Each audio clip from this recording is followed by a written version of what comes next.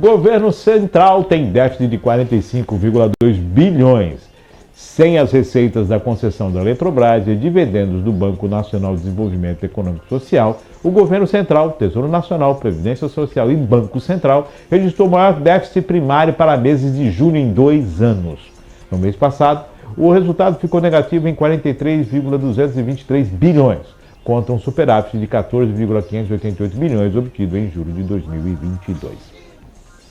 Tanto em valores nominais como em reais, corrigidos pela inflação, o resultado de junho foi o pior para este mês de junho desde 2021, quando houve um déficit primário de 73,474 bilhões, após o início da pandemia de Covid-19.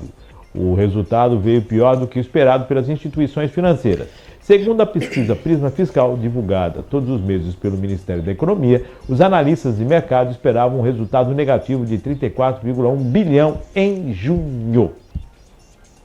Com o resultado de junho, o governo central acumula déficit primário de 42,509 bilhões no primeiro semestre de 2023. Em janeiro, havia sido registrado um superávit de 78,326 bilhões, mas os resultados negativos dos meses seguintes reverteram a conta.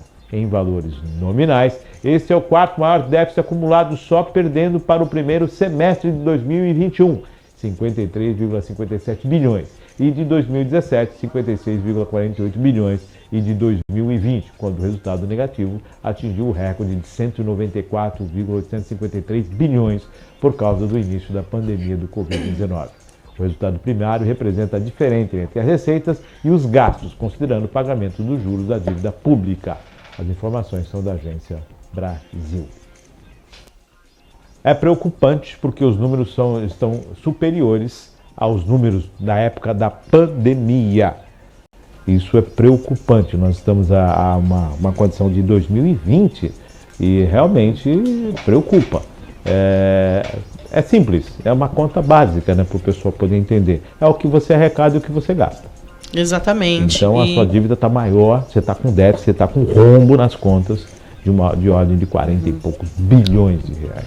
E aí o que eu fiquei aqui refletindo sobre é também se esse momento do superávit que foi registrado não é dele não ser real, mas que ele tem muito a ver com o processo de privatizações, de, né, despesa dos recursos estatais, né, da diminuição da máquina pública.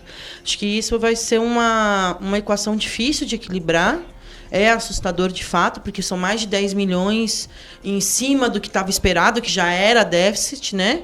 Então, é algo que preocupa, que vai preocupar o governo federal em como ele vai traçar estratégia para, nos próximos 6 meses, conseguir elevar esse número e sair desse ponto emergencial que se compara à pandemia. A gente está falando de um momento pós-pandemia, um momento que a gente precisa, de fato, recuperar todos os ganhos, de fato, recuperar todas as potencialidades de produção, de arrecadação de recursos, para que o governo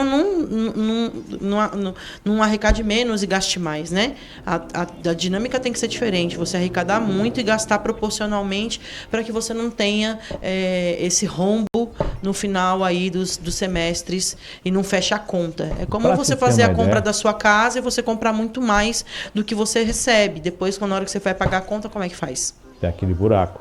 E a questão é, durante a pandemia, teve o Fica em Casa, a redução de postos de trabalho, a economia sofreu, as pessoas deixaram de comprar, de circular, tudo houve um impacto muito grande. E o número do déficit hoje, ele é maior do que o período da pandemia. Então isso está preocupando e muito. Afinal de contas, a conta não fecha. E não dá para mandar a Casa da Moeda imprimir dinheiro.